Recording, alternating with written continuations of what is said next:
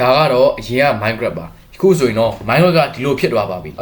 ကျွန်တော်တို့ဒီကိုဘယ်လိုရောက်လာလဲဒီပြောင်းရင်းနဲ့ပဲစပါတယ်ဒီပြောင်းရင်းရဲ့နာမည်ကတော့ Marcus Parson ပါဒါပေမဲ့လူတိများရဲ့နာမည်ကတော့ Notch ပါ Notch ကသူ့ရဲ့ကွန်ပျူတာထဲမှာဟိုနိတ်ဒီနိတ်နဲ့ Minecraft ဆိုတဲ့ game ကမေလ19ရက်နေ့2009ခုနှစ်မှာထွက်လာခဲ့ပါတယ်ဒီကတော့ Minecraft ရဲ့ပထမဆုံး version မှာဒီ version မှာကတော့အတုံးတွေကကြောက်တုံးတွေနဲ့မြေကြီးတွေပဲပါပါတယ်အဲ့တော့ဒီ game ကိုကျွန်တော်တီးထားလို့ Minecraft game မဟုတ်ဘဲနဲ့ Cave game လို့နာမည်ပေးထားပါတယ်နောက်ကြတော့2010မှာ Minecraft ကပြက်ပြားရင်းရတယ်ဒီလို terrain တွေပါတဲ့ version ဖြစ်သွားပါပြီပြီးတော့ကျွန်တော်တို့ဒီလို block တွေလည်းပါလာပြီးတော့မှ G နိတ် line stick တွေအများကြီးလဲ spawn နိုင်သွားပါပြီပြီး Notch ကဘာစိတ်ကူးပေါက်လဲတော့မသိပါဘူး Cave game ကနေ Minecraft ကိုနာမည်ပြောင်းလိုက်ပါတယ်ဒီ update မှာဆိုရင်တော့ကျွန်တော် Bedrock တွေလည်းပါလာပြီးတော့မှ lava တွေလည်းပါလာပါတယ်ဒါပေမဲ့ lava ထဲမှာဆိုရင်တော့မတည်နိုင်ပါဘူးကျွန်တော်တို့ survival update မရသေးလို့ပါအခုကျွန်တော် multiplayer update လည်းရလာပါပြီပြီးတော့ကျွန်တော်ဒီလိုရေစုပ်ပြီးတဲ့ span တွေရလာပြီးတော့ဒီလိုမျိုးရောင်စုံနဲ့တိုးမွေးလည်းရလာပါပြီတိုးမွေးရပြီဆိုတော့ကျွန်တော်တို့စိတ်လည်း Minecraft တွေမှာပါလာပါပြီ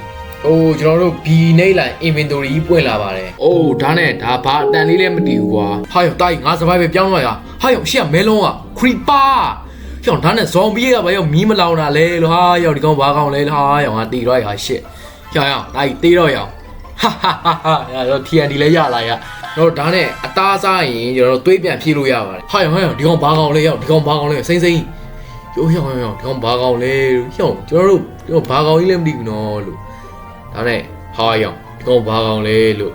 ကျွန်တော်တို့ဒီမှာ iron armor တွေရောကျွန်တော်တို့ tool တွေရောပါလာပါပြီဒီ update မှာဆိုရင်ကျွန်တော်တို့ဒီမှာဟွာတွေ map တွေလည်းပါလာပါပြီဒါမှမဟုတ်ဒီ map တွေနဲ့မစော့ချင်တော့ hell ဆိုတဲ့ map ကိုချိန်ပြီးစော့လို့ရပါတယ်ဒီ map ဆိုရင်မကြည့်လဲမောင်မဲတူးချိန်နေကြည့်လဲဒီအသုံးတွေဆို Minecraft ထဲရောက်လာပါပြီဒီမှာဘာလေးများရှိမလဲမသိဟာရောက်အခုဆိုတော့ကျွန်တော် crafting table တွေပါလုပ်လို့ရပါပြီအဲ့ဒါဆိုရင်တော့ကျွန်တော်ကိုပစ္စည်းတွေရှားတော့ပါမယ် also ကျွန်တော် Minecraft ကဘာကြီးကအဆုံးမဲ့ကဘာကြီးဖြစ်သွားပါပြီ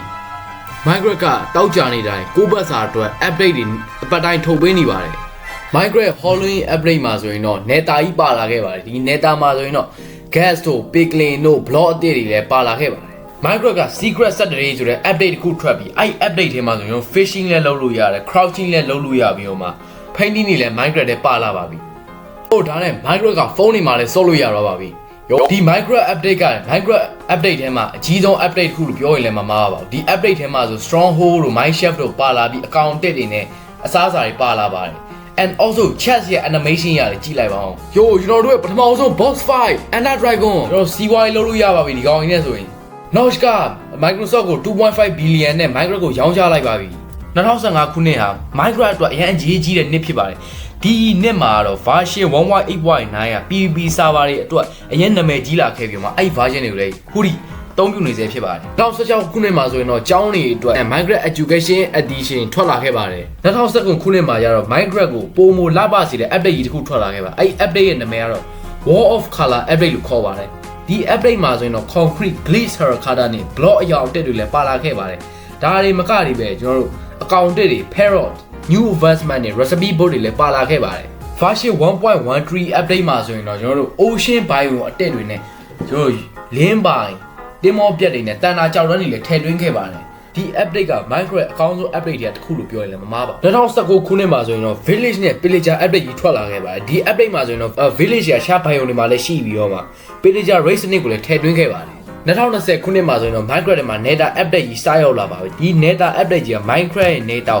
လုံးဝပြောင်းလဲခဲ့တဲ့ update ကြီးတစ်ခုဖြစ်ပါတယ်ဒီ update မှာဆိုရင်တော့ Nether bio အတက်တွေနဲ့ piglin တွေနဲ့ Netherite armor တွေကိုလည်းတိစောက်လို့ရပါတယ်2021ခုနှစ်ဇွန်လမှာတော့ Cave and Cliff update part 1ကိုထုတ်လုပ်ခဲ့ပါတယ်ဒီ update မှာဆိုရင်တော့ copper gold axolotl တွေကိုလည်းထည့်သွင်းခဲ့ပါတယ်နိုဝင်ဘာလမှာကျတော့ part 2ကိုထုတ်လွှင့်ခဲ့ပါတယ်ဒီ part 2မှာတော့ cave အကြီးတွေ